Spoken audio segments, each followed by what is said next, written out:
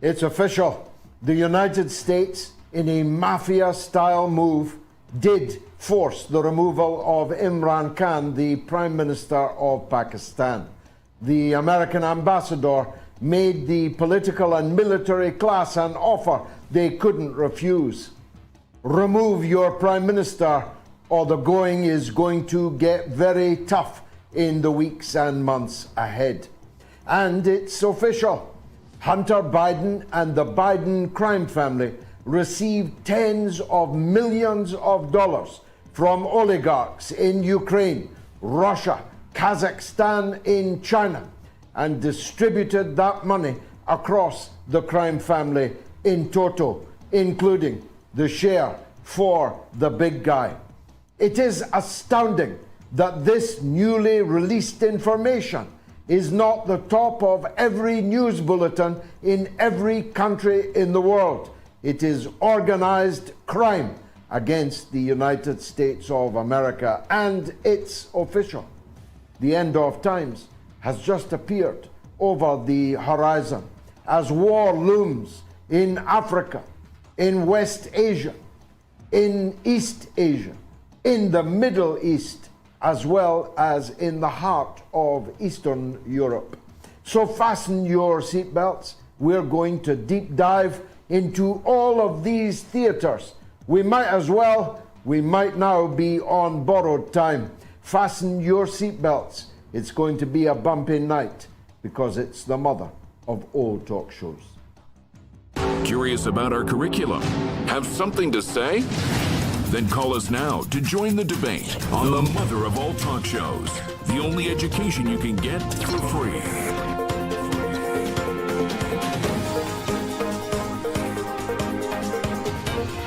George Galloway. The mother of all talk shows. With George Galloway. The world is our classroom, and you're welcome to sit in and join the seminar.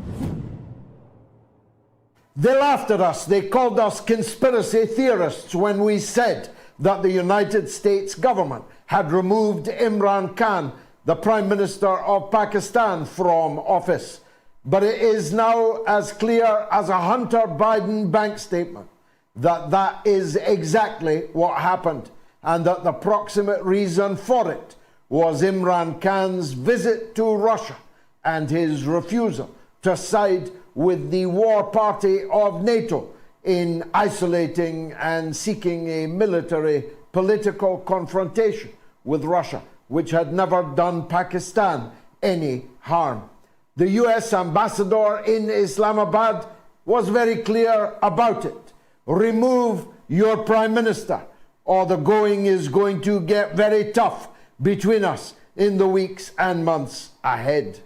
They said that we were making it up, that Khan had been removed because of arcane constitutional issues inside Pakistan. But it is revealed in the leaked cables, now accessible by anybody on the internet, that the American ambassador met with the members of Khan's own party, members of parliament of Khan's own party, and persuaded them to lota, to turn their coat, to abandon their party, become independents, and then vote against Khan in the subsequent vote of confidence in the Pakistan National Assembly.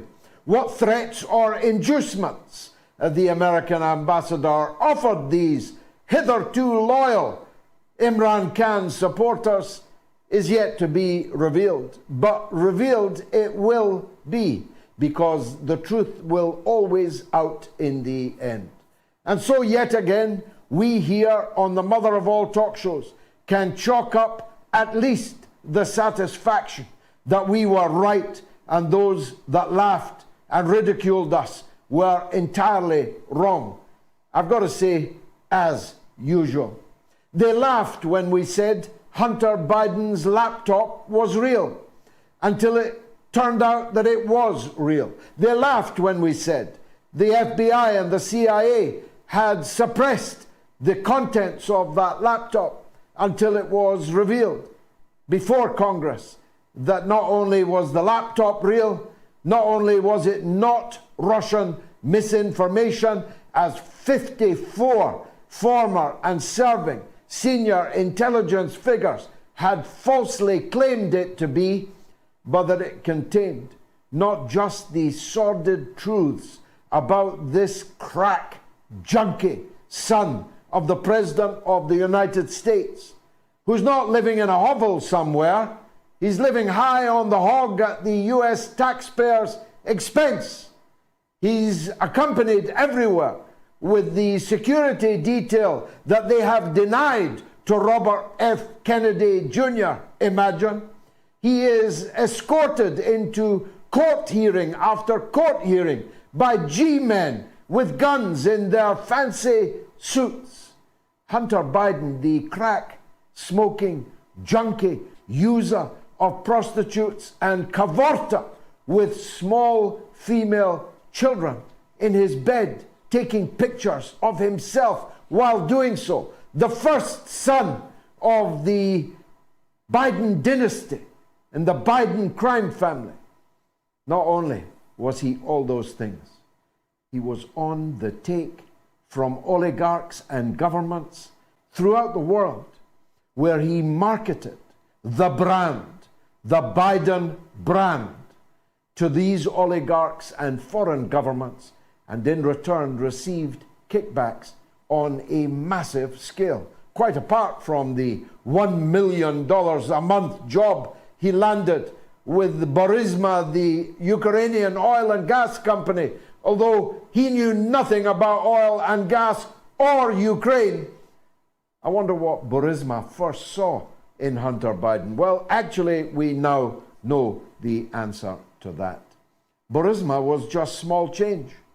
The $1 million a month was a mere fraction of the tens of millions of dollars. It's all in his bank statements that were on the laptop and are now public property, having been published by Congress today. Millions from Kazakh oligarchs, Russian oligarchs, Chinese oligarchs, people all over the world, governments all over the world were paying Hunter Biden when his father was the vice president of the United States. And in return, Joe Biden wined and dined the exact same oligarchs that were paying Hunter tens of millions of dollars, wined and dined them in the White House. And of course, as we also know from the laptop, the big guy's thirst had to be quenched from these kickbacks. We know now that the big guy was the vice president himself.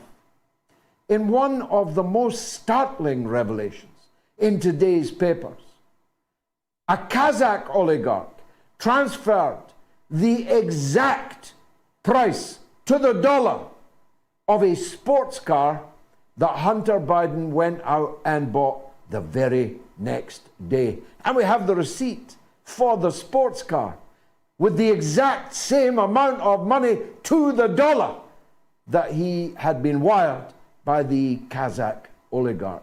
Why do I dwell on all of this?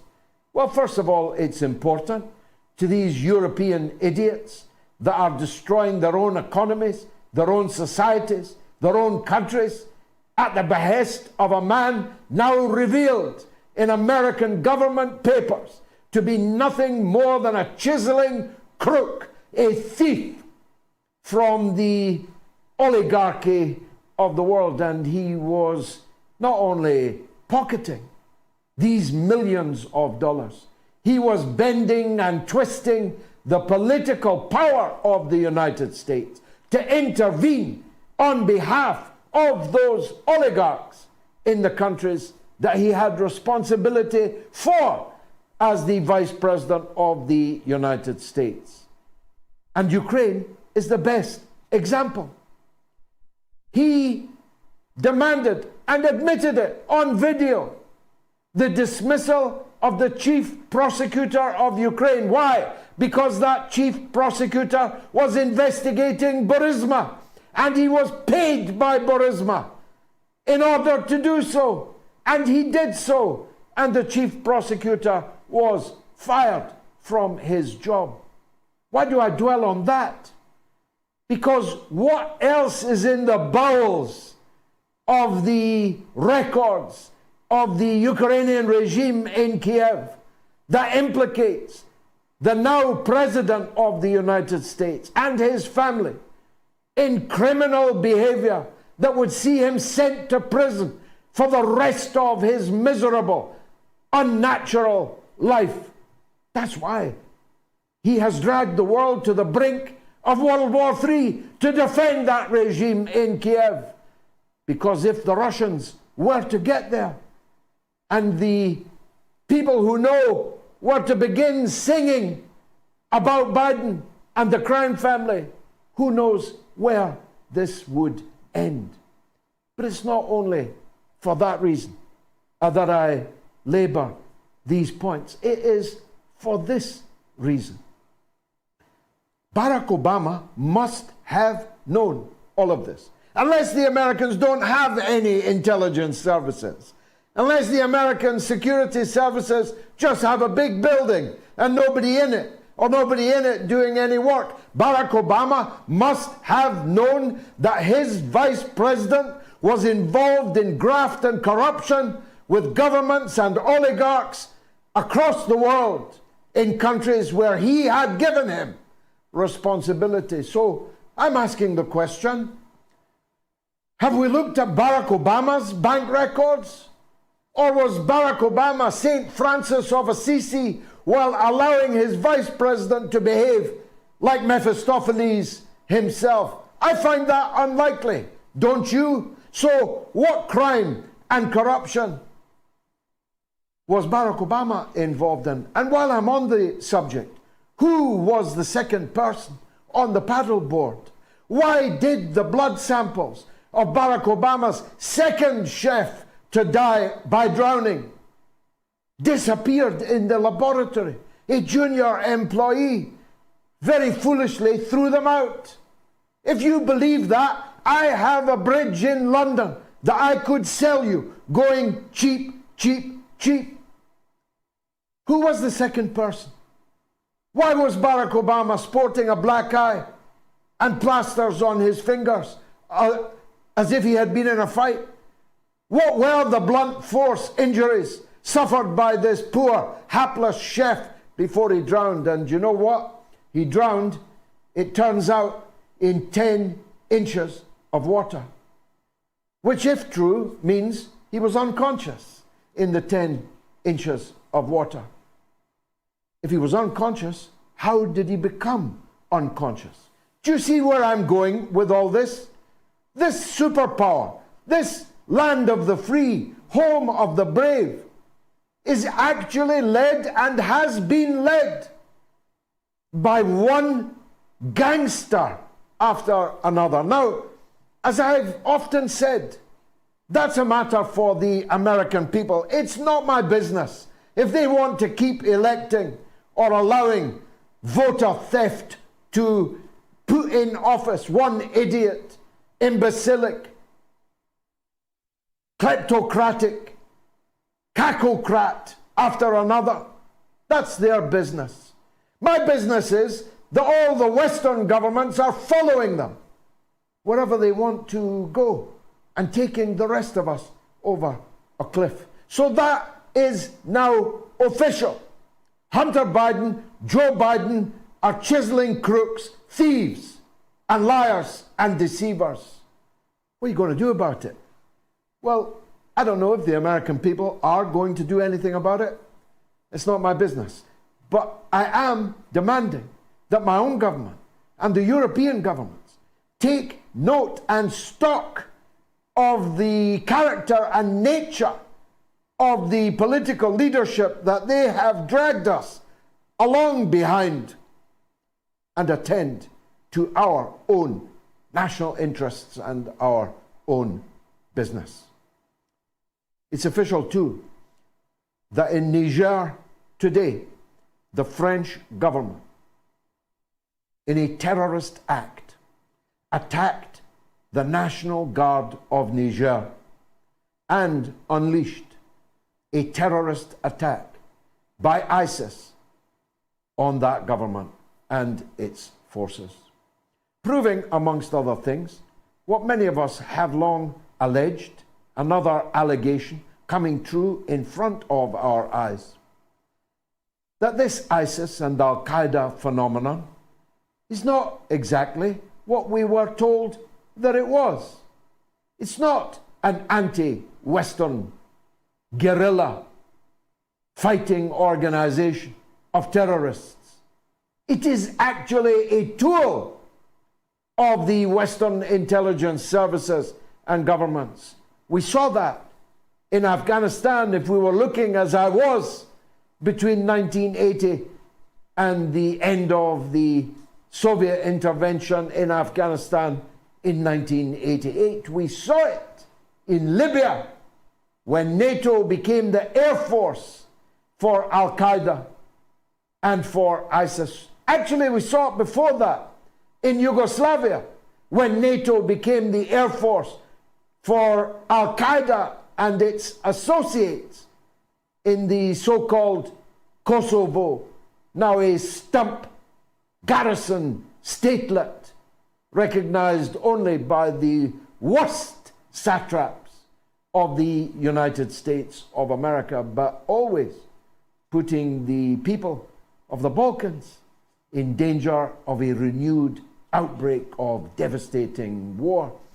We saw it most brazenly in Syria, where we were the air force and the funder and the armorer and the proselytizer for ISIS and Al-Qaeda and the alphabet soup of Islamist extremism, trying to destroy the secular Arab Republic in Syria and overthrow its government and see the black flags of the fanatics fly atop the buildings in Damascus itself. And now we've seen it again in Niger. We see the very terrorist groups facilitated in the overthrow of Gaddafi in Libya, who have gone on to destabilize almost the whole of sub-Saharan Africa, and a phenomenon that has now reached as far south as Mozambique and other southern African states. These groups are now being turned against the government of Niger because it had the temerity to tell the French colonists to leave. How clear do you want it to be? As clear as the nose on your face is how it currently is if you're prepared to look in the mirror. France and the United States are openly making war, economic war, and now, in the case of France, actual war against a small, poor African republic that they have milked until they could milk no more for 65 years of so-called independence. As the president of Burkina Faso said today in a brilliantly simple statement, Traoré, he said, France has suspended completely all of our development aid. But they've been giving us development aid for 64 years and we don't have any development. So they can keep their money and stick it where the sun don't shine. I added the last bit. He's far too diplomatic to put it that way. So this war that they've launched against Niger, how does that sit with their support for the coup that overthrew the elected president of the Ukraine, which started all this? We encouraged and helped organize that coup. But if Niger has a coup, well, the whole world's got to go to war to reverse it. The envoy for the Sahel of the European Union today said this. I'm not making it up. She said this. Our sanctions against Niger are beginning to work. They are running out of medicines and food already. Did she come into public life imagining, even hoping, that one day she'd be able to say words like those? Our sanctions are working. The people of a poor African country are running out of medicines and food already. This is the same European Union that condemns Russia over the Ukrainian grain deal, saying that it risks starving the people of Africa. But we are starving the people of Africa and boasting about how successful we have been. The word hypocrisy, even with the largest capital H, does not begin to approach or describe properly the level of this hypocrisy. Catalonia cannot secede from Spain, but Kosovo can secede from Serbia. The Crimea cannot secede from the Ukraine. Do you hear what I'm saying? Hypocrisy doesn't begin to describe the cynical depths of all of this. But the end of times is not just appearing in Africa. It has not just appeared in the Ukraine. Thousands of American soldiers and sailors are now in the Persian Gulf, preparing for war with Iran, as an armada lies in the waters of the People's Republic of China. Take your pick. Where will the next war be? Where will it happen? Where will the balloon go up? Mr. Oppenheimer, you ain't seen nothing yet. It's the mother of all talk shows. Stay tuned.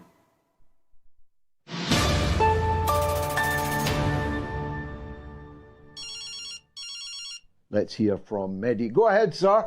Hello, George. Thank you very much for taking my call. This is such an honor because one thing I want to tell you is in 2003, I thought that you, I'll say it, I thought you were a prattling liberal idiot.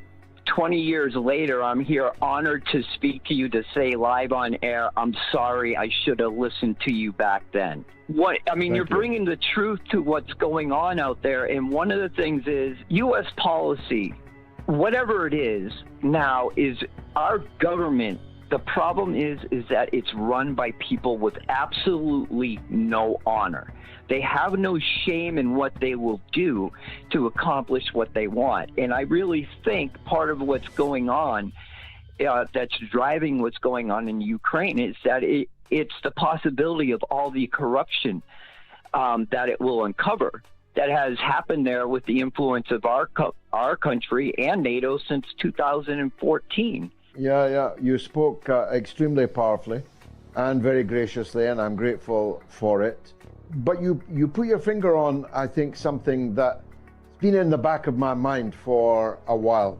I grew up in a time, indeed I sat in Parliament for almost 30 years, during a time when there were certain standards. There were double standards, of course, and there was a great deal of hypocrisy. But the ruling elite had standards that they tried to keep up.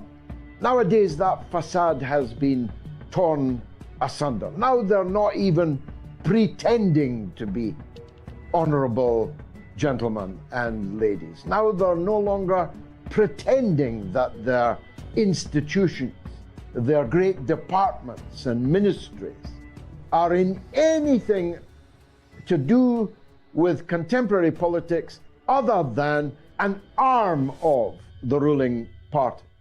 My last word, Mehdi. I ain't no liberal, bruv.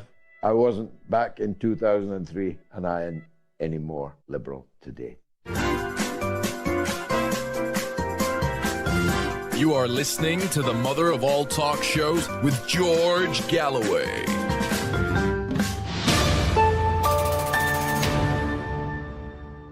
Now, if you want to have your say on anything I've said or didn't say, should have said, or for that matter, anything my guests say or should have said, here are the numbers.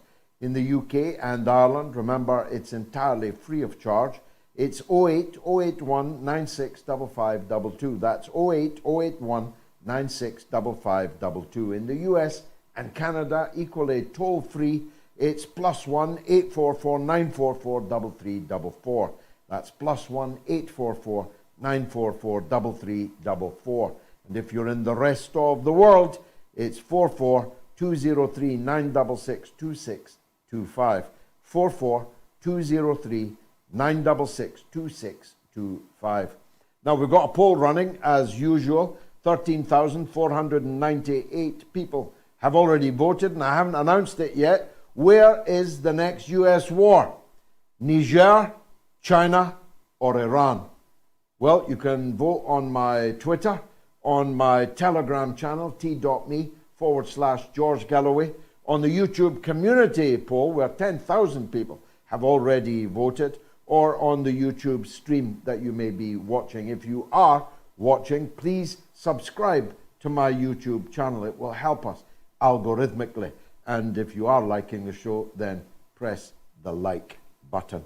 Now, one man who knows more than almost anyone in the world about military and security matters, but at the same time, the perfidy of the people for whom he once worked.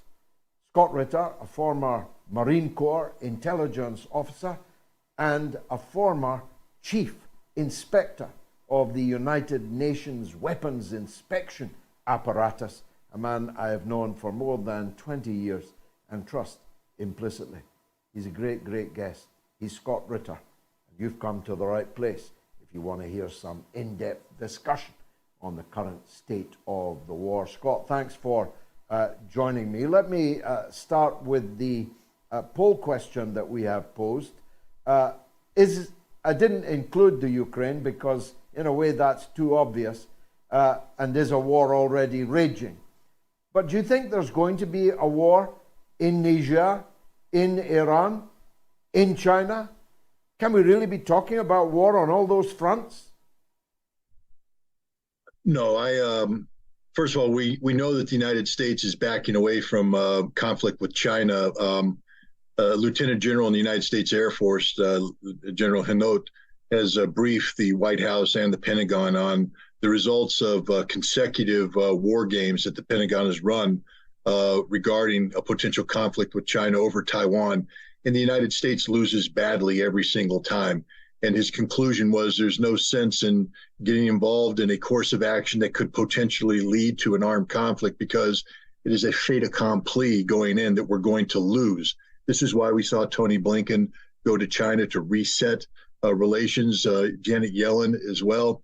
And I think you're going to see a de-escalation in China. I mean, there's still lunacy going on, but I think both sides understand that, especially after January of next year, when there's going to be elections in Taiwan that will probably oust the current party and replace it with the Kuomintang, which is more inclined towards a peaceful resolution of these issues, that the U.S. does want to be on the outside looking in when it comes to being able to influence Taiwan politics. So I think we're pretty safe there. Iran, look, the U.S. can send as many ships as it wants to the Persian Gulf. The reality is Iranian military capabilities are such that they will sink all of these ships. General Berger, the Commandant of the Marine Corps, has restructured Marine Corps amphibious warfare doctrine, recognizing that reliance upon legacy systems such as large amphibious ships is suicidal when dealing with the anti-shipping missile capability of nations such as Iran. So this is a show of force, nothing more. I am very concerned about Niger. We have 1,100 U.S. military forces deployed in a $100 million base that we purpose-built in Niger. We're not going to give this up easily. I'm concerned about what happens if ECOWAS does mobilize and dispatch a 25,000 strong military intervention force and they get their noses bloodied. Will the United States feel compelled to provide support? And we could see sort of an incremental engagement there. I'm hopeful for diplomacy, but I'm on this one. Sadly, I have to say I believe that conflict is the more likely outcome. I'd love to be proved wrong on that, but unfortunately, that's how I see Well, it. Right the angel of death, Victoria Newland, paid them a visit. They seem to have given her short shrift. Maybe she thought a bag of cookies would suffice to bring these generals to heel. Didn't work out that way, did it? No, not only that, it seems that the United States is scared to death of this organization called Wagner. And she gave a specific warning to the Niger government not to get involved in Wagner or with Wagner. I think I'm not here to tout the benefits of working with Wagner. What I am here to say is that the Russians through Wagner are providing an alternative to the post-colonial deprivations of or predations of France and England, of the United States global hegemony. There's competition right now for African security, and more African nations like Mali, Burkina Faso, now perhaps Niger, are leaning towards the Russians because they trust them more. They don't have the same taint of the colonial rape, I'm sorry to use that word, of Africa. And Victoria Nuland seems to be scared to death that Wagner could or would get involved. And it seems that she's failed on that front as well. So let's turn to the main dish, which is, of course, the Ukraine war. I wanted to ask you about the war of words issue, that the mass of the people are being fed a daily diet, still, even now, that Ukraine is winning the war, that the Russian military is decrepit and running out of this and that, cannibalizing washing machines, and Ukrainian women are bringing down Russian ordnance via tins of tomatoes thrown out of their windows, and all of this bilge. But in the heavyweight newspapers, in the New York Times, the Washington Post, the Times, the Telegraph in London, they're actually inching closer towards the truth that Ukraine has comprehensively lost this war, and the only question now is how far the Russians are going to go. How is the public going to be, as it were, led from one of these positions to the other? Well, it's interesting because what we're seeing at the same time that, as you called it, the heavyweight newspapers, who had previously been saying, actually printing some of the stories that you talked about. So they're not that heavyweight, George. They're capable of, imbecilic, juvenile reporting. But, they are confronted with a reality now that they have to adjust to. And that reality is that Russia is winning this war. Russia will win this war.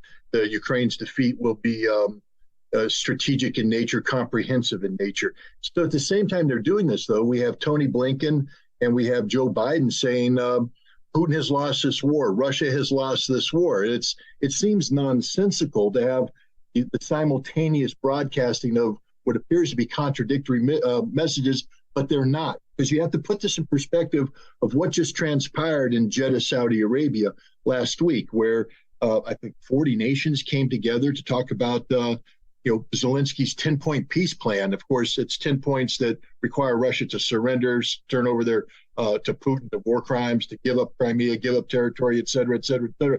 None of these 10 points will ever be implemented. And this is the reality that Ukraine was confronted with by the rest of the world, who said, now you're really going to have to start thinking about accepting reality, give up this territory that Russia's already occupied. It might not ever be a member of NATO. Things are like that.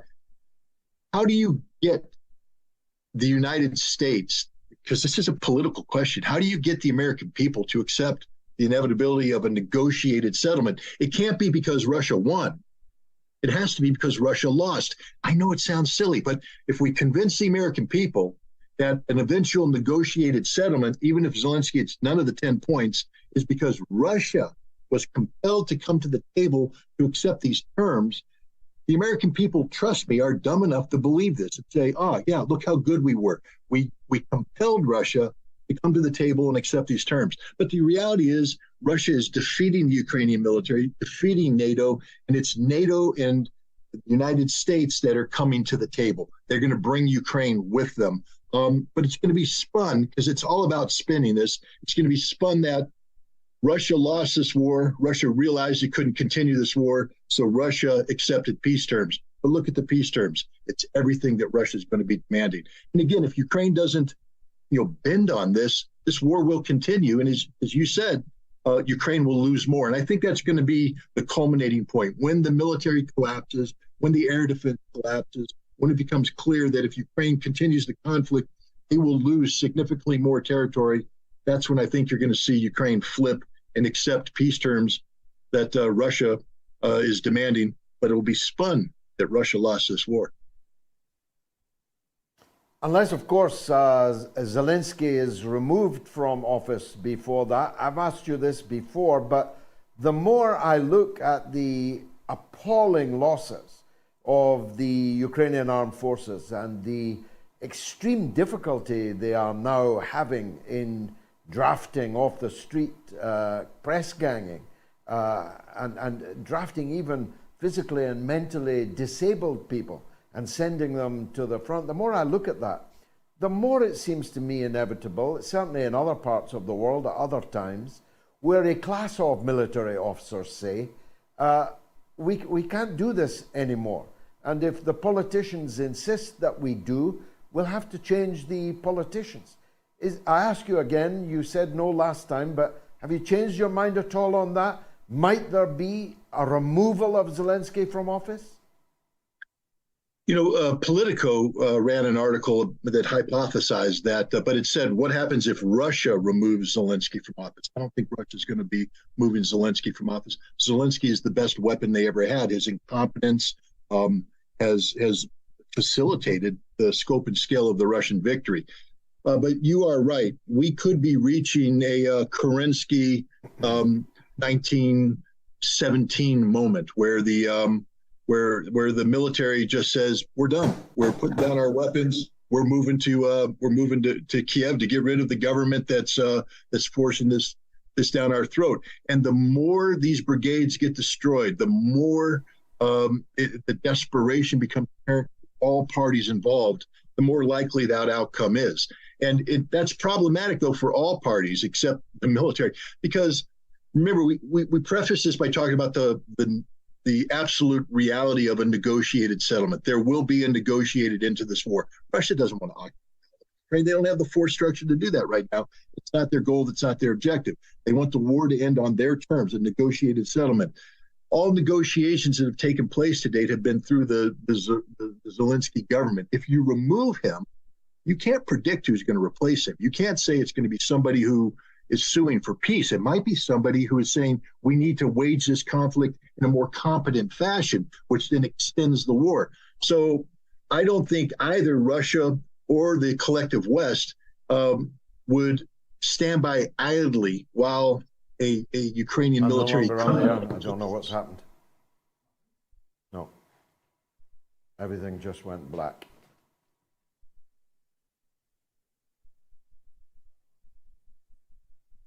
Okay, sure, yeah. So I'm concerned about Zelensky's future, to be honest, because I think that the fastest pathway to peace is to keep Zelensky in power, because he has defined the four corners of involvement. To look at his desperation, he came out of they came out of Jeddah, Saudi Arabia, and he was briefed by his diplomats on what the rest of the world was saying. He went on TV and gave one of the most remarkably farcical and fanciful presentations regarding Crimea and how the fix is in. Ukraine's going to retake Crimea. They're going to begin the process of rebuilding it, repopulating it, making it all wonderful and wonderful. He had to say that because everything the Ukrainian people were reading out of Jeddah said that the world is saying that there must be territorial concessions inclusive of Crimea, and politically Zelensky had no choice but to make this statement. But it's an absurd statement. They'll never get it. And here's the last thing, I bring this up. You mentioned Oppenheimer in your lead up. Today is the 78th anniversary of the Nagasaki bombing. Nobody talks about Nagasaki. We always talk about Hiroshima on August 6th, and then we forget the fact that a second bomb was dropped. nuclear war is an ever-present reality. And for those people who say, hey, it's okay for Ukraine to want to get back Crimea and it's good for the West to try and empower that, what you're saying is you want to die, because Crimea is Russia. And if anything happens that made a Ukrainian victory over Crimea possible, there's a 100% certainty that Russia would use nuclear weapons, and then we're all going to die. So if you say we need to help Ukraine win this conflict by retaking Crimea, what you're really saying is, I want to commit suicide, because that's the end result. You'll be dead. We'll all be dead. This is why we need to push for a negotiated end to this war that meets Russia's terms and conditions. And it's not unjust to say that Russia deserves to get what it wants. It wasn't Russia that launched the coup d'etat in 2014. It was the CIA. It wasn't Russia that empowered the Banderas Nazis to take over. It wasn't Russia that inflicted ethnic genocide on the Russian-speaking populations. So I think, history shows that Russia's on the right side of history in this conflict. War is never a good thing. It's never the ideal option. And the best thing we could do is try and facilitate the conditions under which this war can come to a rapid conclusion. But it's not going to be on the terms dictated by Zelensky. It's going to be on the terms dictated by Russia. Lastly, I was ruminating in my monologue about the sheer, I don't know, hypocrisy doesn't sum it up, but, you talked about Niger. It is completely unacceptable for a coup to remove the elected president of Niger. But we're on the brink of World War III over a coup that removed the elected president of Ukraine, which we didn't just support, we actually helped organize. Victoria Nuland was on the streets giving out the cookies. I mean, you've been pretty near the top, Scott. You know these people. Does this double standard never occur to them? It would to me. I promise you, it would to me. Well, first of all, George, I just want to compliment you on your monologue. I've never laughed so hard, and I've never wanted to cry so hard. Your content is so disturbing, but your method of telling, your rhetoric is masterful, and I applaud you for it. Please continue doing what you're doing. And the answer, of course, George, you know this answer. You were in Parliament. The answer is they know they're hypocritical, but that's okay because they will spin it. These are spin masters. They are experts at information warfare. They run information operations designed to shape perceptions to meet their needs. This isn't about doing what's right. This is about doing what supports their greed, supports their dreams of empire, their dreams of hegemony, their corruption. You've talked about the Biden corruption, and you rightly pointed out that every administration leading up to that was as corrupt or even more corrupt than Joe Biden, if that's possibly imaginable. You can't be that corrupt in power if things like hypocrisy disturb you. These are people who hypocrisy is a way of life, but they are masters of rhetoric, not like you. You use rhetoric to tell the truth. You use rhetoric to inform. They use rhetoric to manipulate, to deceive, to lie, to shape, to get a result that otherwise wouldn't be accomplished if they even had the common courtesy and courage to speak truth on occasion. Scott, here's a...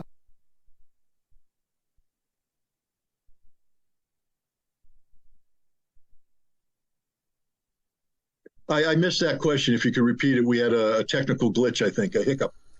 Good evening, George and team, and good evening, Scott Ritter. Thank you to you all for all of the hard work that you put into these shows and for letting us know what's really going on. Message to Scott. My question is, America spent $877 billion on the military, on their military last year.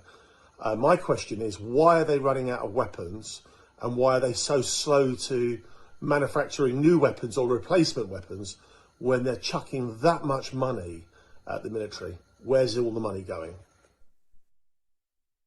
Scott, it's a good question, isn't it? If I could answer that, I mean, I can't answer it, but I shouldn't be the one answering it. An inspector general should be answering. But you know what? They have. The Pentagon doesn't even hide the fact that over the course of the last decade, there's $1 trillion they can't account for. They just don't know where it went. It's gone. Trillion, that's with a T, not a B. B's big enough. I mean, an M is big enough. You give me an M, Illian, I'm very happy. You put a B on it, a T, I can't even imagine. The Pentagon has lost $1 trillion. They don't know where it went. Look, the United States budget isn't about national security. That's the first thing people have to understand. The United States budget is about greed. It's about corruption. We don't build weapons that are designed to help the service members prevail in combat. We build weapons to keep the manufacturers of weapons in their luxury apartments, in their big cars, in their vacation getaways. That's what it's all about. When we procure a weapon system, it takes forever. They bid low. As they go in, it gets changed. It's a game that's played with Congress. Congress knows this. They accept a low bid, and then they accept the contract extensions because the contract extensions are tied to factories in their jurisdictions where jobs are. More money is pouring into their jurisdiction. It is a grift on the American taxpayer to take money from the American taxpayer and use it as a jobs program to enhance the political viability of these candidates. They will never change this because this is how they stay in power. We can't build the weapons you're talking about because defense industry is not there to do the right thing for the national security. They can't make money building artillery shells for Ukraine because it would require them to capitalize new production lines, and they don't want to do that. They don't want to do that unless there's a big contract that they can stretch out, stand as part of a program to grift, to steal, to deceive the American taxpayer. The Pentagon's budget is a criminal enterprise. Look, the honest-to-God fact is that we could slash easily $400 billion from the Pentagon's budget and have a stronger military today than the one that we exist. The reality is, the bigger the budget is, the weaker America becomes, because the more it becomes about enriching defense industry and the less it becomes about doing what's right for the Marine, the soldier, the sailor, the airman, for the American people. This is one of the biggest criminal enterprises that has ever existed on the planet. But there it is, right in front of you. I wish I could say something different. What a tour de force. This interview will live long, I predict. Scott Ritter, as always, thanks for joining us on the mother of all talk shows. What an interview. What a man. Where's the next US war then? Well, almost everyone agrees with Scott Ritter that it will be in Niger. 67%, 65%, 61%, 71%. Only 14, 11, 20, and 11 think it will be China, and 19, 24, 19, and 18 think it will be Iran. Let's take a quick break, and then it's your calls to the hour. Stay tuned.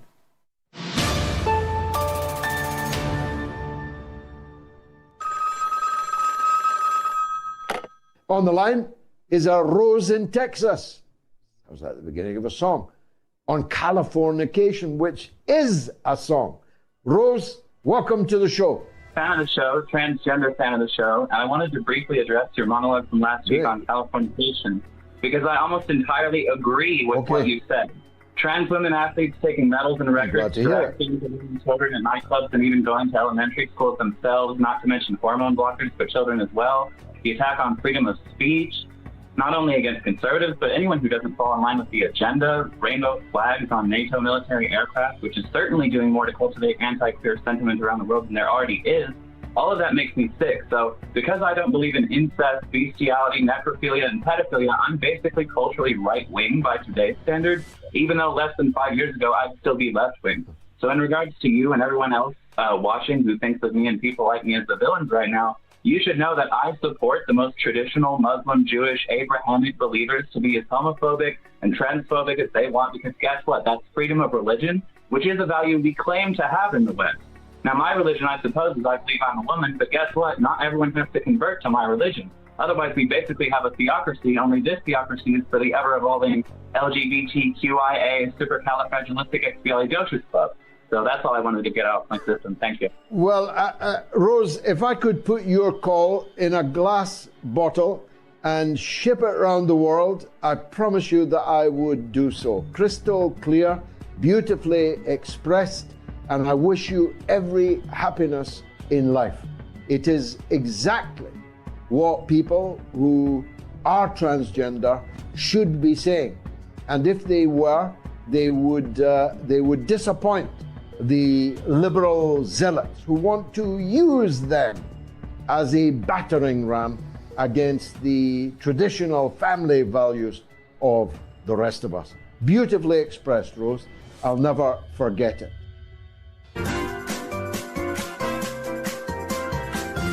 You are listening to the mother of all talk shows with George Galloway.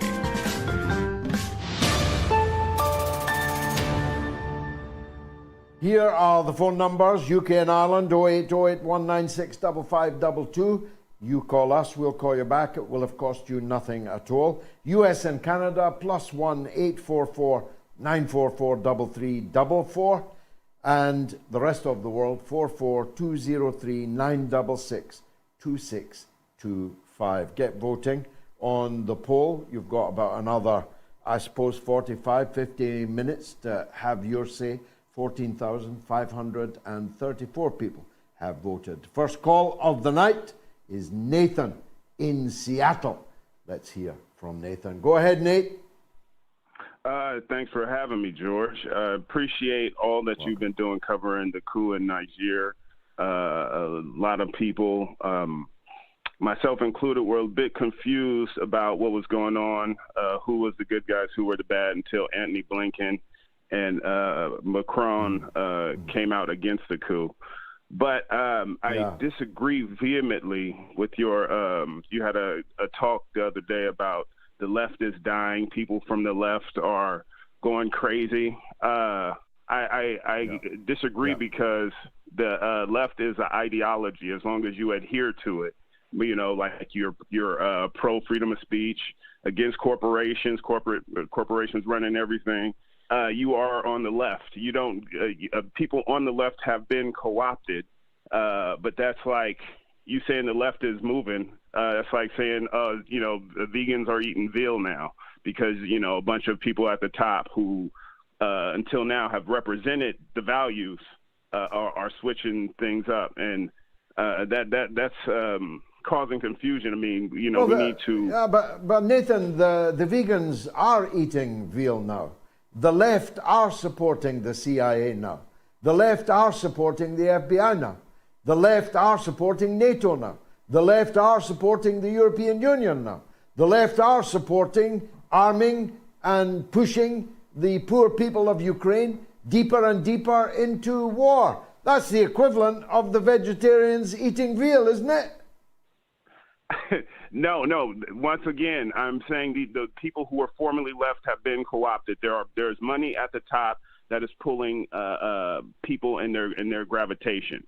The people at the bottom, there's more people who think they're right-leaning, you know, who are against big government, who are pro-freedom of speech, who are pro-leftist values, but they identify as right-wing. That's why I try to stay away from left-wing, right-wing, because people should look into it. Yeah. They see whatever they want to see. Exactly. But yeah, exactly. my whole point is. Yeah, I've got your point. I'm for right and wrong rather than left and right nowadays. I'm sorry to cut you short, Nate. Great call, but we've got a legend on the line. It's Simon in Florida. On you go, Simon. Good evening, Mr. Galloway. Well, I listened very attentively to your other excellent guest, Mr. Scott Ritter, who I always pay very close attention to.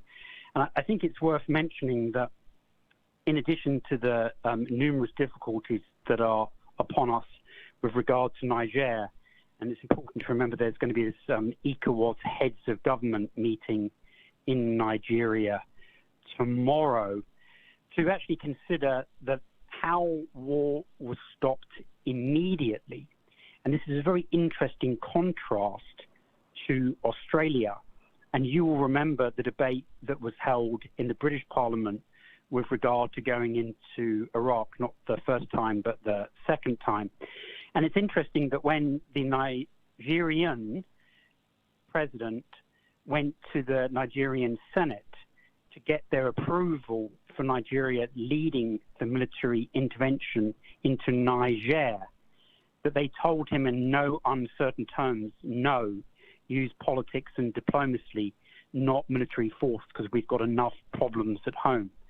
And I think when people realize that the Australian government have just refused to do parliamentary consultations before the use of armed force, in this case particularly linked to their possible intervention with China and Taiwan, that it's quite astonishing for the Western world to observe upon the diplomatic and parliamentary procedures of Nigeria and realize what a wonderful example that they have set for us. But at the same time, in Africa, what's gone little reported is the Iranian foreign minister is winging his way down to a pre-BRICS summit meeting. But what he announced upon his departure from the airport in Tehran was that 12 deputy Iranian government ministers had gone ahead of him, and they were tying up all manner of deals with the South African government. And he wasn't just preparing for one visit by the president of Iran to the BRICS summit, but he was actually preparing for 2 visits. And they were envisaging a total transformation of the relations between Iran and South Africa, which would represent the center and the southern tip of the international north-south transportation corridor. I agree, and BRICS will soon have 2 eyes in it, really. Brazil, Russia, India, China, and South Africa are the original BRICS, B-R-I-C-S. But there really has to be 2 eyes in it now. Iran has, like a daffodil in spring, has sprouted suddenly from the ground. It has immeasurably strengthened itself, despite decades of sanctions, hostilities, threats, so much so that Scott Ritter now tells us that the Americans can't fight Iran. And if the Americans can't fight Iran, that means Israel can't fight Iran either. That's a total transformation in the paradigm. And the ability of Iran to make weapons, its ballistic missile technology and expertise, its drone technology and expertise, plus its increased economic power, means that, of course, because of its very proximity, Iran is going to be a serious player in Africa. China was obviously the preeminent foreign player in Africa. Second, Russia. Now, third, Iran. So if they're crying about Wagner, wait till the Iranian Revolutionary Guard get there, Simon. Last word to you. Well, I wouldn't disagree with anything that you said there, Mr. Galloway. I would agree with Mr. Ritter that there are definitely causes for concern. We're looking at a potential 4-country versus 4-country conflict right from the get-go regarding Niger. What people often don't realize is that there's a very, very high concentration of the population right along the border, because the northern part of the country is essentially desert. But there's also many tens of thousands of Nigerian refugees who have fled from militant groups in the northern states of Nigeria.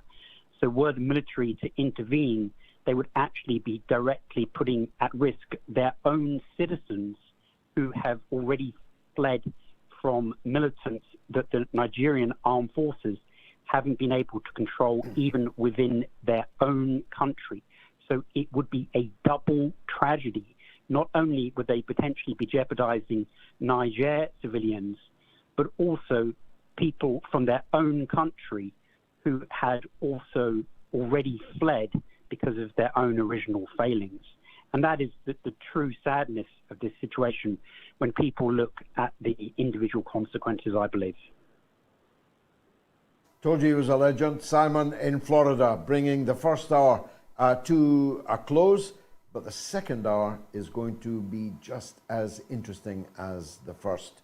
So please stay tuned. There's another hour to go on the midweek mother of all talk shows.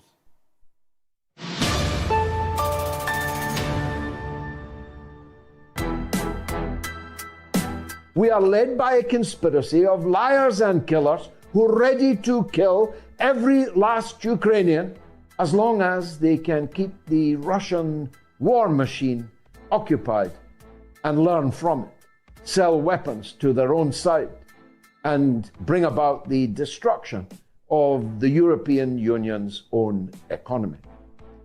This means we're led by criminals, not fools, but criminals who know the truth but tell the lies, who are ready to see significant numbers of people die for their lies. Now, this has been true before. It was obviously true in the Iraq War, but it has not been true on such a systematic, concerted basis as we are now experiencing. The man who said it best said it to the largest television audience ever known on Twitter. Tucker Carlson, which was the biggest audience on Fox News by a country mile, would have spoken it to 3.5 million people on an ordinary weekday.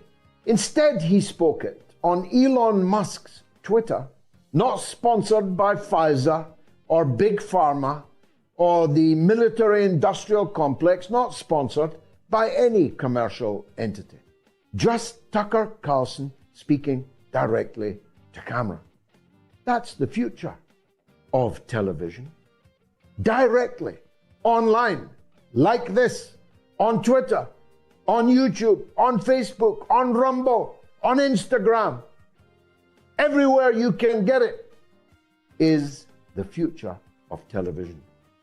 Elon Musk paid a lot of money for Twitter, but he has repaid, at least in part, any debt that he had to the rest of us by putting Tucker Carlson in front of what will turn out to be, I hazard a guess, in excess of 100 million people. And he spoke some very important truths. So when you're finished watching the mother of all talk shows, if you have not yet done so, you have to watch Tucker Carlson on Twitter. But stay here meantime, because we've got some cracking guests and, of course, your phone calls.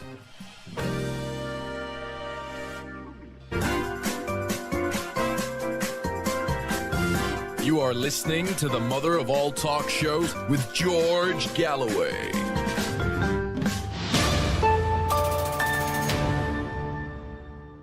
We're struggling to reach our second guest, so while we do, we'll be taking calls.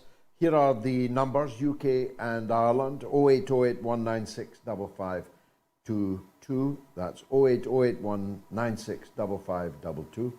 In the US and Canada, +1 844 944 3344 is the number to call, and the rest of the world, 44203 966 2625. Here's some breaking news. It's being reported tonight that FBI agents have shot and killed a man suspected of threatening US President Joe Biden. The agents were carrying out a search warrant in Provo, just south of Salt Lake City, Utah, when the shooting occurred at 6:15 a.m. local time, federal officials said. The president was scheduled to arrive in Utah just hours after the raid and shooting. The suspects had allegedly made threats against public figures, including Mr. Biden, Vice President Kamala Harris, and Manhattan District Attorney Alvin Bragg. The suspect has been identified as Craig DeLue Robertson. That's another one they can tie to Donald Trump then. Now, let's take a call from Switzerland. Ardavan is in Switzerland. Welcome, sir. What would you like to say? Good evening, Mr. Galloway. I just wanted to make two comments. The first one is about Iran, and in my opinion, it fits very well. The attack on Iran fits very well with the American New Century project, which was described by General Wesley Clark, and Iran being on the list for the attack. So this could very well be part of that American New Century project. Although let me interrupt you just for a second. I'll let you back in, of course.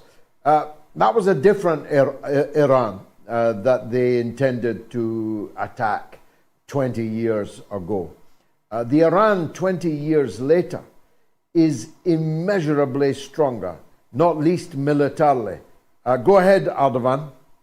And the second comment was that, in my opinion, the countries who accept dirty money from despots and gangsters bear a great deal of responsibility for the mess that we find ourselves in. I mean, if these despots were not able to steal from their own countries and spend it somewhere else in a very luxurious life for the rest of their lives, they wouldn't be stealing, and because they know that they wouldn't be able to enjoy it as much. They steal it because they know they can take it somewhere else and enjoy the life. So these countries who accept these dirty monies, they basically, in fact, they are encouraging corruption. So this country, and you're sitting in one of those countries now, in Switzerland. I prefer the Chinese approach myself. A minor official in Shanghai has just been convicted of corruptly receiving $2 million, which is, I don't know, a couple of months' work for Hunter Biden. $2 million. He's been sentenced to death. That's what they do with corrupt officials in China. If we did that everywhere in the world would be a better place. Thanks for the call. An email from Anne. Our email address is onair@moats.tv. Hello, George and team. Has Prigozhin been rehabilitated? I have read reports recently that reference him as still being the head of Wagner. Regards, Annie. A very good point, Annie, which I hadn't thought of myself. Thought he was getting the boot from Wagner. So it's a complicated story, isn't it? The Wagner-Kremlin relationship. On line 2 is Paul in Southend-on-Sea in England, but on Africa. Go ahead, Paul. Hi, George. I am a proud African, and I'm a very proud person to be on this platform to share and join the universe of knowledge. Thank you very much for the opportunity. First of all, go ahead. I want to talk on Niger straight away. Niger, we should discourage any violent means. The military coup has taken place, and the civilians are celebrating. And they are celebrating kicking out the French. Why? Because they've been poor for so long. Their resources, and also their proper human rights, not the LGBT, like originally come from Uganda. And in Uganda, the discussion about LGBT has occurred twice.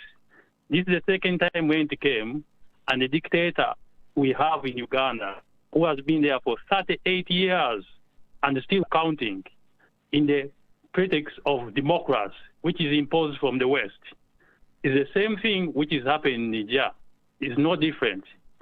Except he's propping up his son, who is a general, to now replace him.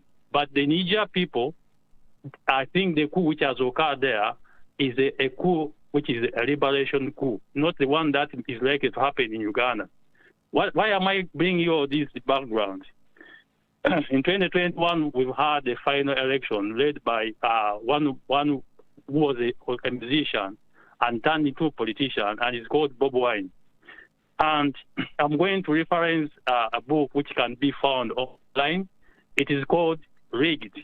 In your own time, and the viewers and listeners, the book called Rigged is about the previous election that took place in 2021, January the 14th. The Americans, they were challenged because all the campaign was online and everything. And they recognized that the elections were marred with violence, and they said we are going to take actions against the perpetrators of violence and all that. But they are the same people. I enjoy this, George. You use the word hypocrisy. Hypocrisy as if you speak from my mind. That's how I describe America and the West. Despite the fact that we have genocide ongoing, abductions, killing, and all that, they continue to train the military in Uganda, and they continue to fund to a tune of £1 billion a year and $1 billion. And already the corruption has already been mentioned by the previous speaker, who called from America. It is a criminal enterprise that we have. The world needs to wake up. Do your research. Yeah. And you research. Well, we're doing everything we can to wake people up. It's our internal slogan. Wake up. Stand up for your rights, as a very great African Caribbean Bob Marley once exhorted. Paul, a very powerful call from Southend-on-Sea. Here's an email from Des. Hi, George. What is it with the US? It starts and creates war wherever it goes. I hope they get a bloody nose, says Des in Manchester. Now, from African Stream, the Pan-Africanist, William Sakwa, joins us because Africa is beginning to dominate this show.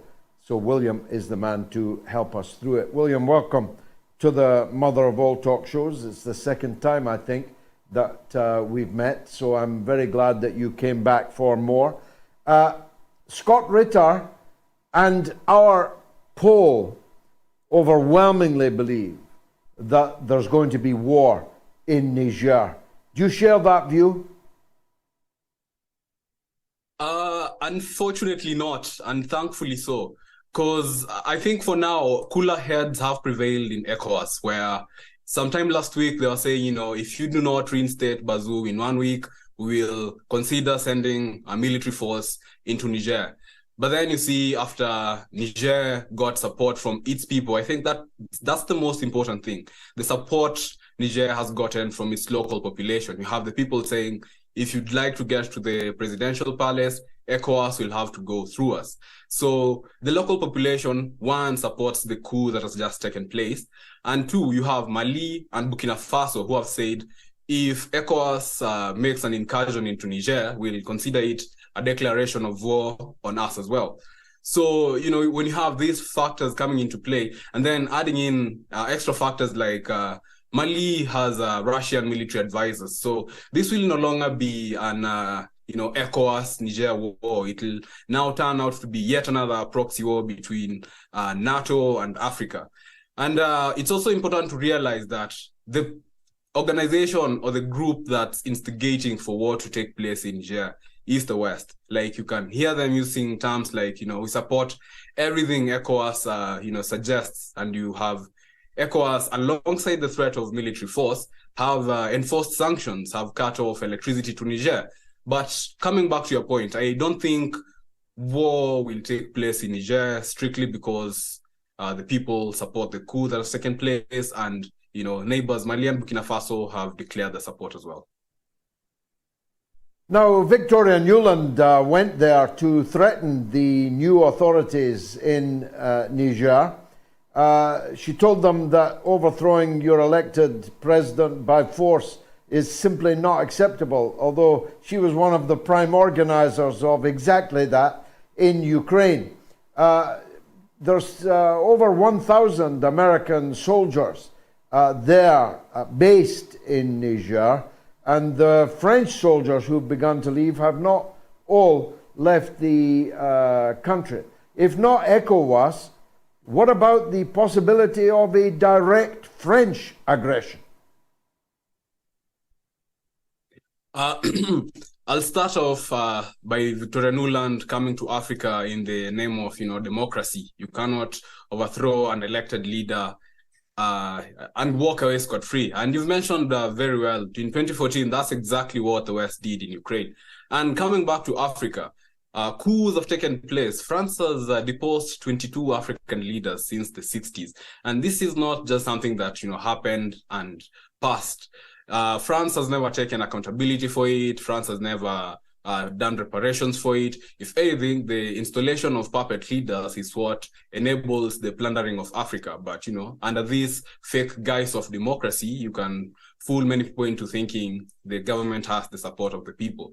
And now coming back to the possibility of a French direct intervention in Niger, my understanding usually is just like the Americans won't send their own soldiers to go fight in Ukraine. In a proxy war, they'd rather someone else do the dirty work for them.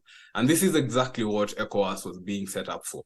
But as you can see, you have politicians from northern Nigeria saying, right across the border, those people are our brothers. You have the Hausa community living both in Nigeria and Niger. You have people from these communities, within the ranks of Nigeria's military.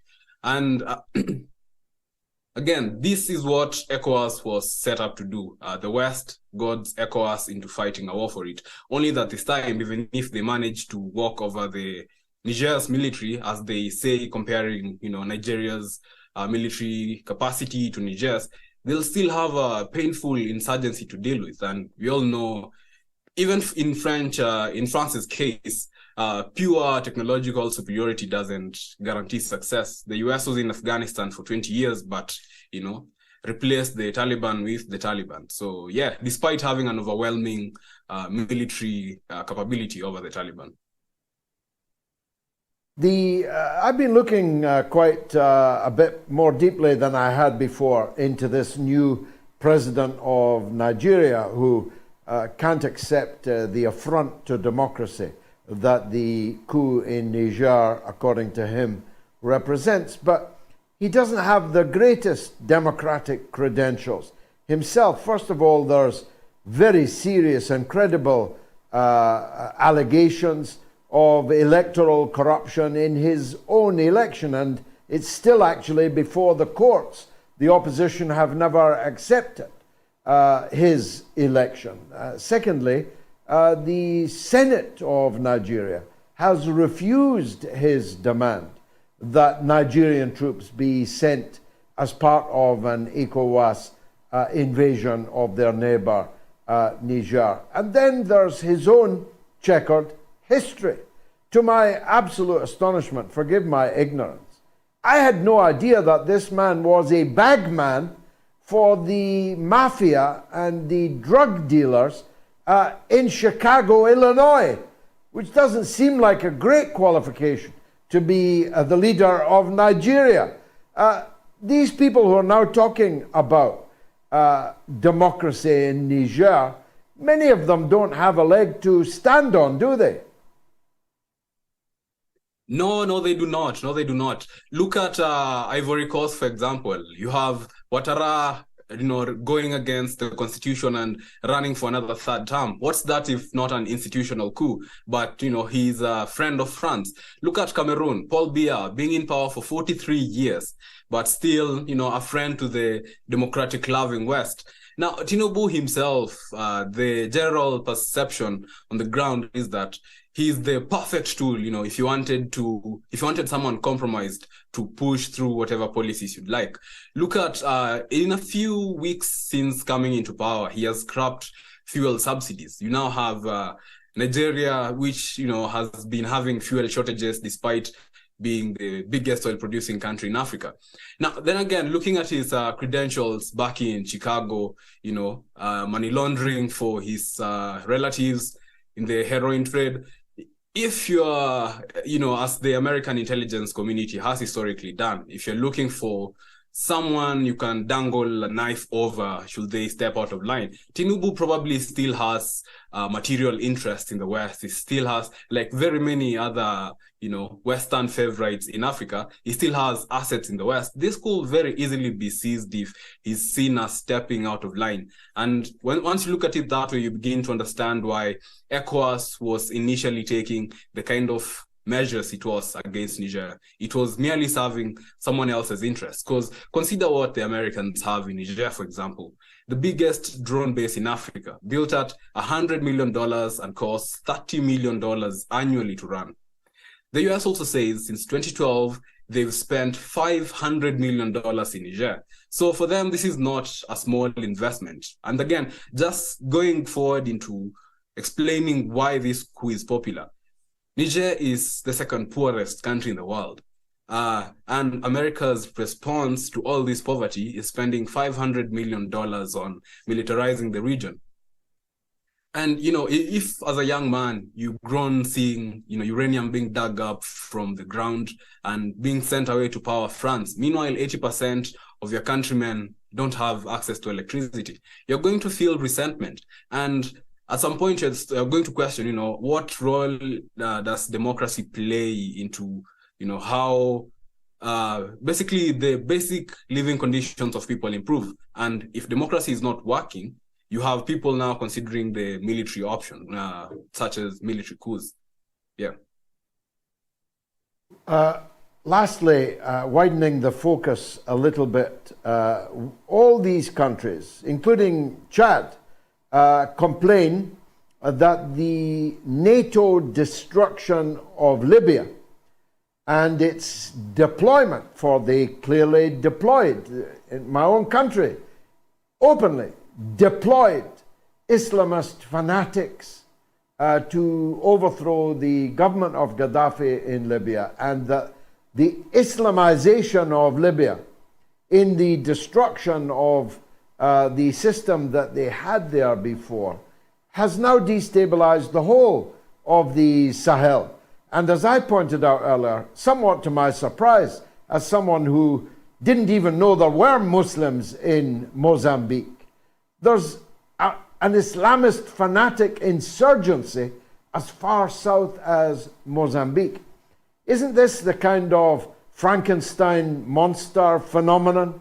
We use these Islamist fanatics to destroy Gaddafi in Libya, and now they're on the march throughout Africa. Exactly. And again, look at what happened in Afghanistan. The Taliban was initially armed to dislodge the Soviet from Afghanistan. And the end result was, they came back and occupied Afghanistan and reversed back, gains such as women's rights. And going back to Libya, it's exactly the invasion of Libya that has led to the problems we see in the Sahel. Burkina Faso today does not control 40% of its territory. Imagine the economic opportunities missed as a result of not accessing 40% of your country, which is run by terrorists.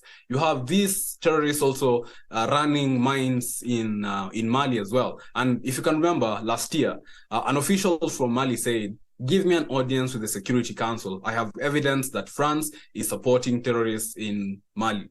So, and again, you get to ask yourself, why doesn't the West also see the negative consequences of invasion, particularly Europe? Because for the Americans, you can say they have an entire ocean dividing them from migrants. But for Europe, if Niger falls, the resulting migrant situation is going to be worse than anything we've seen so far.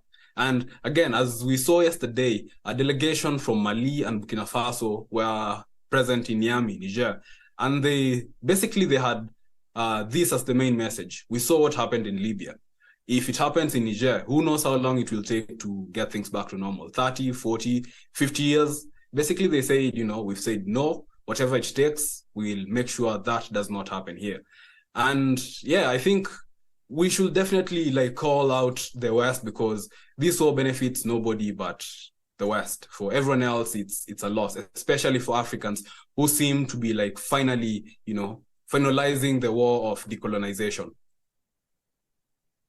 William Sakwa, a brilliant tour de horizon. Thank you very much indeed for joining us on the mother of all talk shows. Where is the next US war? We asked in our poll, which you've still got about 20 minutes, I think.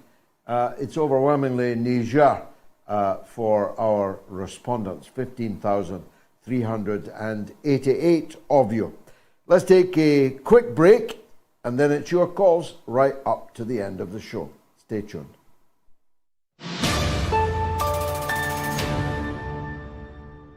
Many people today struggle with the common mainstream media consumer.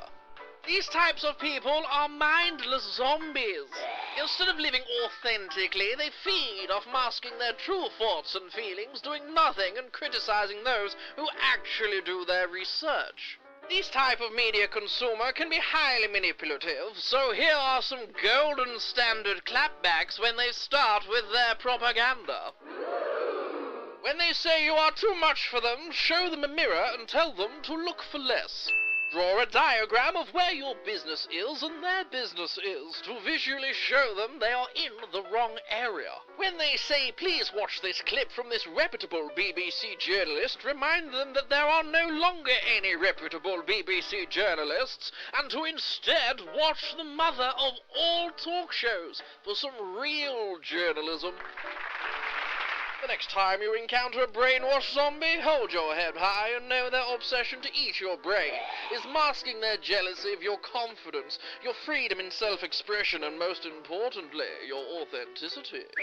Keep listening to learn more on the mother of all talk shows.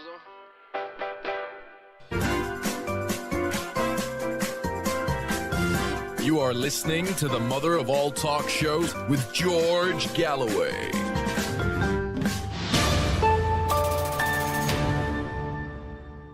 UK and Ireland 0808 196 5522.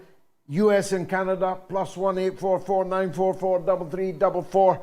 Rest of the world 44203 966 2625. Women callers are prioritized. New first-time callers are prioritized. People who disagree with me are prioritized. If you happen to be all three of those, hit the phones now, Jack. And Jacqueline, here's an email from Ian. Hi, George. Do you think the people of French Guiana in South America, where the European Space Agency launch site is, will be getting ideas of independence? All the best. Ian in Colchester. What a very good question. Mike is in Chicago on the subject of Niger. Go ahead, Mike. Salutations, George. My question is, and to you. Do you think the coup in Niger is really a people's or a military coup? And do you think there's any danger of Niger becoming the next South Africa? And the reason why I say that is I don't see this as really left or right or racist. It's really about class warfare. Really, that's what a lot of this is secretly about. And if you put people in charge, they have no idea what they're doing. I mean, South Africa is like proof positive of how a state can fail in this modern day and age. Well, I'm not sure South Africa is failing quite as badly as the United States of America, where you're calling from, Mike. But dealing with your first point, I think it's both. I think it was both a coup followed by a revolution. It was the military that overthrew the corrupt puppet regime, just like Nasser and the group of young officers in Egypt overthrew the corrupt King Farouk and were then supported by the mass of the people, transforming it, if you like, in its character from a coup to a revolution. I think the same thing has happened in Niger. All of the reportage, the expert testimony of William Sakwa, all of the footage that I have seen has shown the enormous popularity amongst the public of the actions of the military officers. And the corollary, France paid people 50 euros a man and woman, 50 euros a head, to come out on the streets of Paris outside the Niger embassy and demonstrate their support for the outgoing administration and denounce this coup. They paid 50 euros a head, and there was still fewer than 100 people there.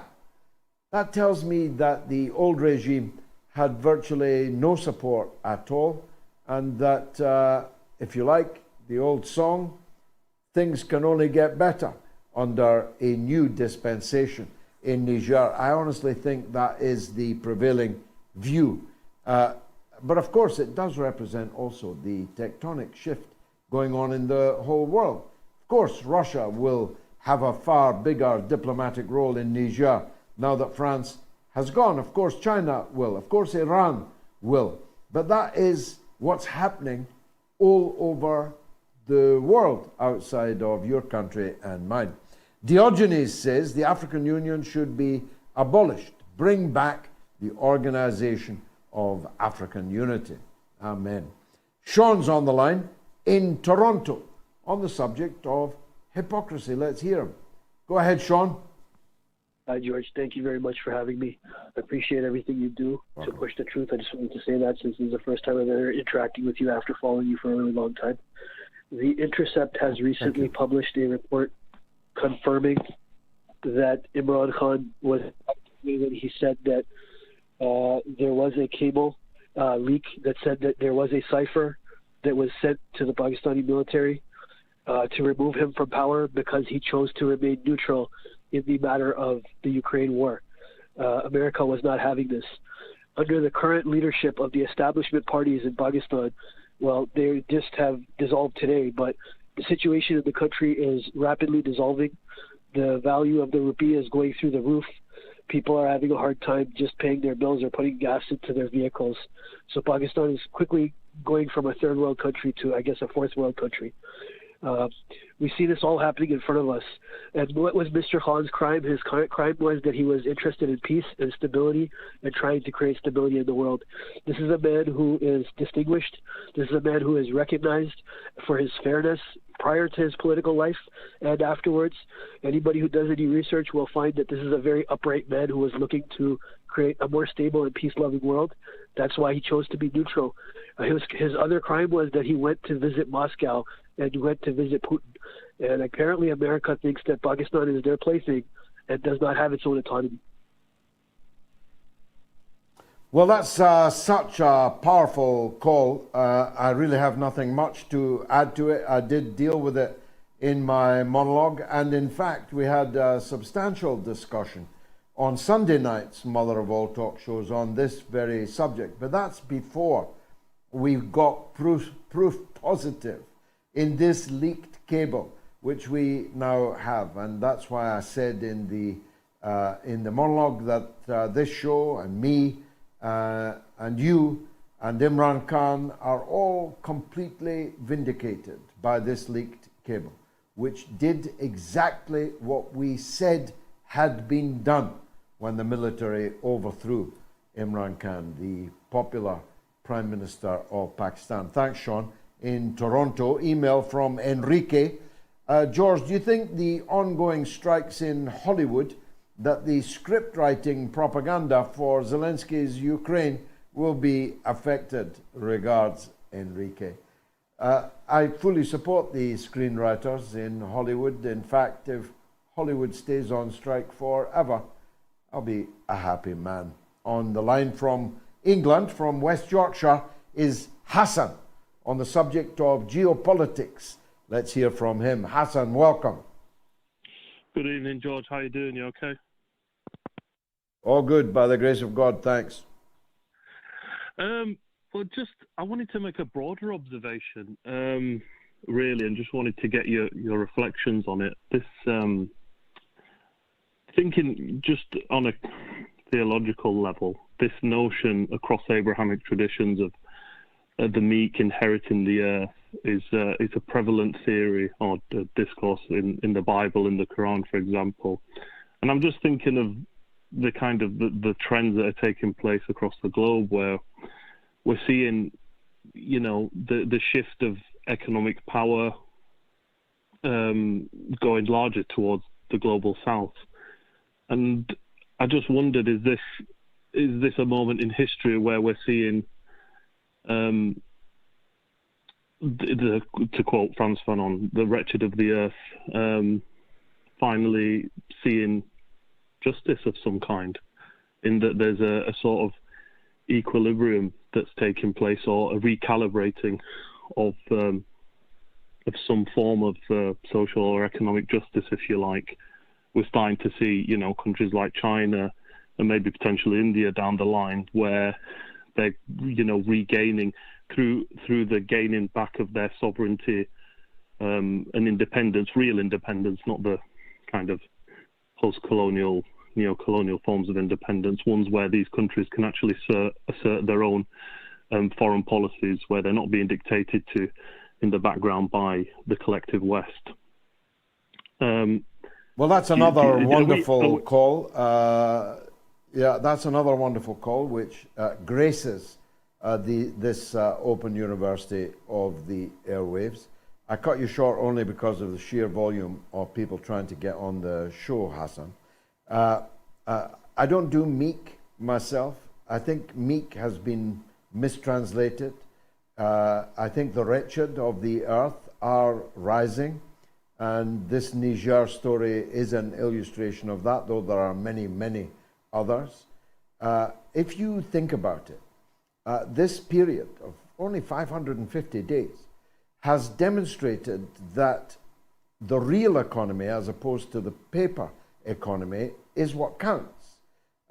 If you have oil and gas and fertilizer and minerals and gold and real wealth in your country, that trumps any amount of paper, or rather numbers, on a computer screen, which is what constitutes wealth in the hitherto dominant countries of the north and the west of the globe. The countries, let's take Niger as a case in point.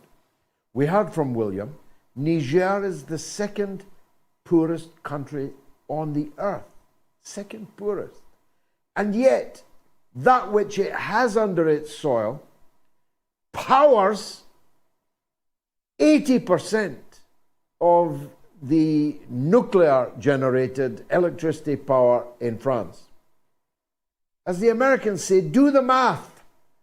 How can you be so important to a vastly rich country whilst being vastly poor yourself? You don't need to be Einstein to work out something's wrong there. And that the day might come, in this case has come, when the people say, we're being robbed here and we're as mad as hell and we're not going to put up with it anymore. Mali's an even more extreme example. Mali has no gold, but it has almost 500 gold mines. It produces scores of tons of gold, but it has no gold. France has no gold mines, but has the fourth largest hoard of gold in the world. So the wretched of the earth, or let's never mind Frantz Fanon, let's talk about Bob Dylan. The first ones now will later be last. The slow ones now will later be fast. The times are changing. That's what Dylan predicted in his song, iconic song, 65 years ago, nearly, imagine. And it's come to pass.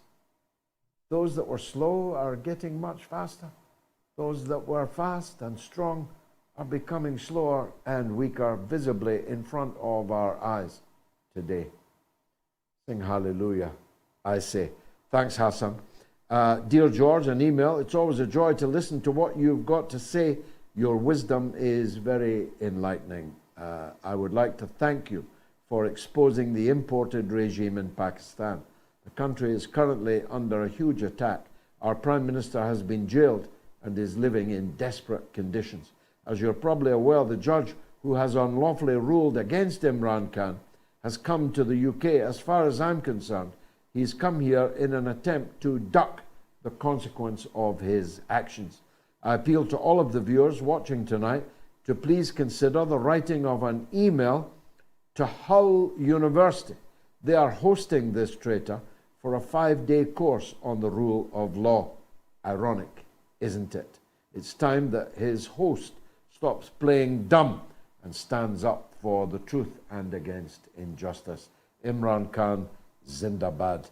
Keep up the great work, George. Thank you for that. I think it's from Mohammed, but I can't see on my screen the name. Yes, Mohammed. The poll is more or less closing. 15,807 people have voted, and overwhelmingly people believe that the next US war will be in Niger. Phil in Manchester on Scott Ritter. Let's hear from Phil. Go ahead, Phil. Hi, George. Just a couple of things. First of all, I'd like to say before anyone takes you on, I think they should watch you completely destroying the Senate in the US all on your own. It's hilarious. Thank you. Anyway.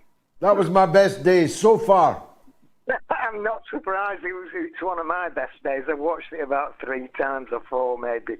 Anyway, my question is, I have a lot of respect. I watch Scott Ritter quite a lot, and quite a lot on your show, and Gonzalo Lira, who I also have a lot of respect for. However, I watched a video on a YouTube channel called US Tour of Duty of Gonzalo completely trashing Gonzalo, saying that he's a turncoat and he's really on the other side, and he really says it with a vengeance. And it's really confused me. Have you seen it?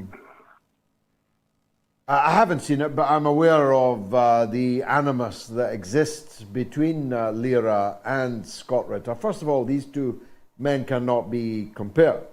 Scott Ritter is a giant compared to Gonzalo Lira, who is an accidental tourist, if you like, in this whole picture.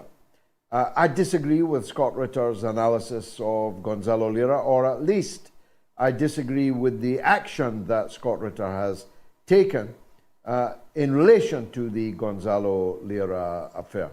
I prefer to wait and see what happens with Gonzalo Lira. Time will tell exactly who he was and what he was doing. But I said my piece on that on Sunday night on the Mother of All Talk Shows. I don't want to repeat it all again now. But the expertise, the experience, the erudition of Scott Ritter is peerless practically in the world today.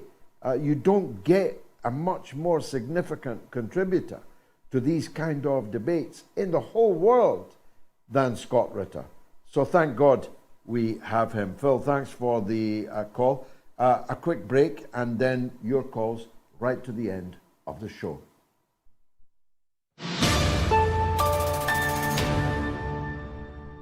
Let me say that you can listen to the audio-only version of MOATS on our MOATS podcast, and the numbers on that are going through the roof. Just search MOATS with George Galloway on Apple, Spotify, Google, or whichever platform you listen to your podcasts on. In recent weeks, it's been the #1 political podcast in Benin, Jordan, the Gambia, Qatar, Jamaica, Ghana, Iceland, Malaysia, Singapore, Sweden, and the Philippines. #1 political podcast in all those countries. Truly, truly phenomenal. Do you know that BBC News has lost 40% of its audience in the last 2 years? It's official. And of course, that is the sensible thing to do. But to get people to tune in and change course and listen to a radically different point of view is even more difficult. But it's happening. And the numbers that we are racking up are now in their millions. You are listening to the Mother of All Talk Shows with George Galloway.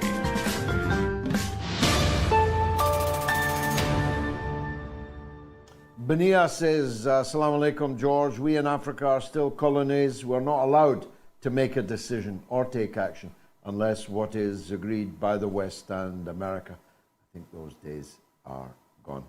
Peter is in Ireland, but wants to talk about Nigeria because this is the global university of the airwaves. Peter, welcome to the show. Go ahead, sir.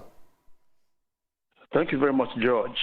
I live in Ireland and I'm a Biafran by birth. I want to ask one question. Thank you very much. Thank you, first of all, for giving me the audience. I've been an ardent follower of your page and I've always followed your talk show.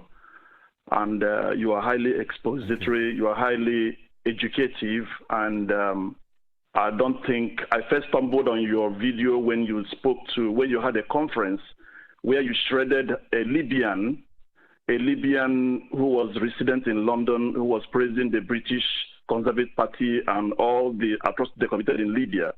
And I watched ardently how you shredded him and then disgraced him. However, now what I want to ask George is, I wonder, why is Biafran issue not on the front burner of the world affairs? Now, number two, Mazin Nnamdi Kanu is a British citizen and a Biafran who is a freedom fighter, who has been clamoring for the freedom and for the restoration of the independent Republic of Biafra. He's the leader of the indigenous people of Biafra. He was extraordinarily renditioned in 2001 in Kenya. Nigeria committed violation of international law and kidnapped him in Kenya, extraordinarily renditioned into Nigeria. Since 2001, he had gone through a series of court trials from the high courts in Abuja, high courts in Umuahia, and other parts of Nigeria. And the High Court in Abuja dismissed 7 of the 15 count charges they leveled against him, and they proceeded to Court of Appeal. And at the Court of Appeal on the 13th of October 2022, dismissed all the charges and ruled that nobody can try him on any of those 15 count charges anymore, and ordered his release. Nigerian government has been violating his right. He has been in the DSS dungeon, not in the ordinary correctional prison. He's been in the DSS custody. 13 feet space is what he's been occupying, less than 6-foot bed. He has been there. They refused him to change his cloth. He has worn one cloth for 2 years. The court refused the DSS refused that he should change his clothing. The same clothes he was wearing in Kenya when he was kidnapped and tortured for 8 days. He's been wearing the same clothes up to today. They refused to allow him any medical assistance. And they have kept him there in violation of the Court of Appeal order, the second highest court in Nigeria. Everybody is keeping quiet over this man, and his only request is allow my people to have referendum to determine our freedom, whether we want to remain in Nigeria or not. Britain conducted a referendum for people of Scotland, and Britain thinks that Biafrans cannot enjoy the same rights of the Scottish. Britain is emasculating Biafrans the same way France is holding Niger. The Biafrans are emasculated, are encircled and strangled by the British authorities. Remember, between 1967 and 1970, Britain killed, supporting Nigeria, killed 5 million Biafrans, unsung, unwritten. The entire Biafra land is full of graveyards. There is no graveyard where anyone Biafran was buried. Everywhere was littered with Biafran souls and bodies. Over 5 million Biafrans were killed. Never had second to the Jewish Holocaust. This man, Nnamdi Kanu, has been clamoring, and the world has kept quiet. The world, because oil is in Biafra land, and Britain is doing the same thing France is doing to Nigeria. Peter, you certainly haven't been quiet, and if nobody else has been paying attention to this man's case, they certainly will now. You gave it an airing and illuminating that was second to none, and thank you for doing that. I made the point in my monologue that some people are allowed to secede from some countries, but other people are not allowed to secede, and if they try, then we'll go to war, maybe even risk world war. in order to stop them. I'm not myself a supporter of breaking up African countries. I'm not myself a supporter of breaking up Arab countries. I think we've got too many Arab countries. I think we've got too many African countries. I'm in favor of unity in Africa and unity amongst the Arabs. But there is no doubt that the double standard to which you drew attention is entirely a self-serving one. Britain supported Nigeria in the Biafran War, not because they favor unity in Nigeria, but because they were milking Nigeria, and the ill-gotten gains of the corrupt regimes in Nigeria were banked in London, were spent in the property markets in London, in the jewellery markets in Hatton Garden in London, and so on. So you've made a good contribution. I'm grateful for it. I've no doubt we'll return to the issue of Biafra and separatism in Africa on another occasion. Thanks for the call. Stephanie is in Ontario. Let's hear from her. Stephanie, go ahead. Hello, how are you? I'm good, by the grace of God, thanks. What would you like to say? I just wanted to bring awareness to the Quds 4. The Quds 4 are political prisoners in Canada that are being held without bail since 2022 for conspiring to murder a police officer, which has been a sham from the beginning. There is no evidence to prove that there was anything of the kind. There's major corruption going on in the RCMP and in our country as a whole. These people were just freedom fighters during the convoy in Coutts, Alberta. And we have another political prisoner who is right now being under house arrest in Nova Scotia, and his name is Jeremy McKenzie. Jeremy McKenzie is a veteran. He's a dissident. He is also being ostracized. He's been debanked just because of his political views, just because he's called out the corruption at the top level of our government, of our police forces, of our intelligence agencies. And this is happening all over Canada. And I just wanted to bring awareness to this because not enough people are talking about it. And I need people around the world to listen and hear this. I'm sorry, I'm getting emotional. Well, I was at the convoy and Canada. And right now, I'm sorry. these people are struggling. I'm very sorry to hear you cry, but I hear it. And I hear the emotion and the arguments that lie behind it. And this show wholeheartedly supported the convoy. We wholeheartedly denounce Barbie Trudeau and all his works. You won't have to work hard to convince us that Canada, which poses as a Barbie and Ken paradise of liberalism, is in fact a grimly and corrupt, a grimly repressive state. Repressive for liberalism. Imagine. Repressive for progressivism. Imagine. And their disgusting habit of blackguarding everyone who takes a different point of view to them. As in your case, in the case of the convoy, calling them fascists and Nazis, and this disgusting smear deserves total contempt. I was once banned from Canada and called a terrorist. When I was a member of Parliament in Britain, it came as some surprise to Her Majesty the Queen that a member of her own Parliament was in fact secretly a terrorist. So I have personal experience of the hypocrisy of Canada. So you certainly have my full support in demanding justice for the members of the convoy. Thanks very much, Stephanie, for that. Probably the last call. Rob in Boston. in the USA on Russia. Go ahead, Rob. Yeah, hi, George. I love your show. I just have a question that seems obvious to me. I don't know, but maybe you have some can shed some light on this. I was just wondering why, given the escalation, why Russia wouldn't make a démarche on France and the UK by shutting down, closing diplomatic relations and withdrawing all staff. That would send a message, I think, I don't know, I'm sure Moscow has thought of this, that what might come next.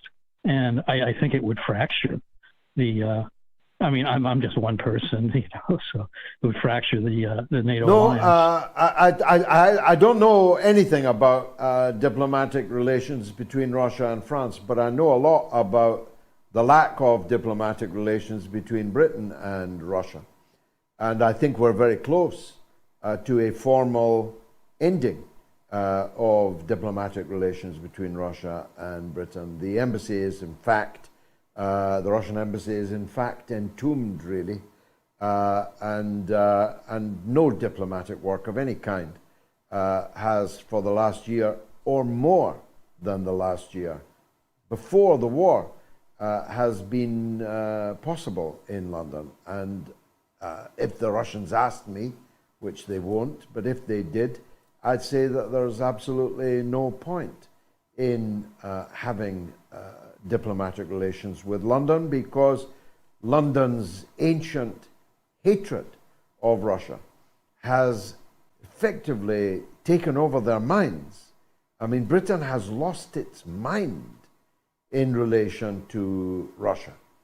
And I was pointing out to someone this very day that this predates Putin by 100 years and more. This predates the Bolsheviks and their revolution in 1917. The ancient hatred of Britain for Russia goes back to the middle of the 19th century and goes back even further than that. From Catherine the Great, the British have hated the Russians and have sought every opportunity to damage, weaken, divide, and fragment Russia. So there does come a point, you're right, at which pretending that you have normal diplomatic relations with someone becomes actually self-defeating. And I think we have reached that stage with Britain now. And I don't think that will ever change. I don't actually, because save for a few years under Mr. Churchill, from 1941 until 1945, and not even all the way to 1945, were a tiny period of historical time in which it was routine for the British Prime Minister, routine for the British King to glorify and hail the Red Army, the Soviet Union, Generalissimo Stalin, and so on.